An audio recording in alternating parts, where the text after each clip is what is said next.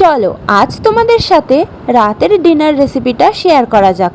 তার আগে তোমরা একটা অদ্ভুত বিষয় দেখে নাও, অ্যাকোরিয়ামের মধ্যে কচ্ছপ। কি সুন্দর দেখাচ্ছে তাই না? আমি এই প্রথম দেখলাম।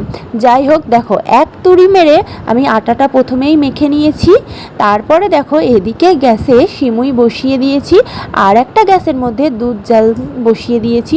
দুধটা ফুটে উঠছে, তারপর এর মধ্যে একে একে সব উপকরণ দিয়ে সিমুইটা ভালো করে নেব। নর্মালভাবেই করছি, অতটা ভালোভাবে করছি না। তারপর এদিকে আমি রুটিগুলো বেলে ভালোভাবে গ্যাসের মধ্যে সেঁকে নেব। আমি খুব একটা ভালো গোল রুটি বেলতে পারি না, তবে যতটুকু পারি যথেষ্টই পারি, কারণ বিয়ের আগে আমি এসব কিছুই করতাম না। যাই হোক, রুটি ভাজার সময় ঠিক গোলভাবে না ফুললে আমার ঠিক ভালো লাগে না। আমি যতবারই রুটি করি আমার রুটিগুলো কেন জানি না গোলই ফোলে, দেখতে খুব ভালোই লাগে আমার। যাই হোক, আমার সব কিছু রেডি করা হয়ে গেছে, এবার ডিনারটা কমপ্লিট করে নিই। টাটা সবাইকে।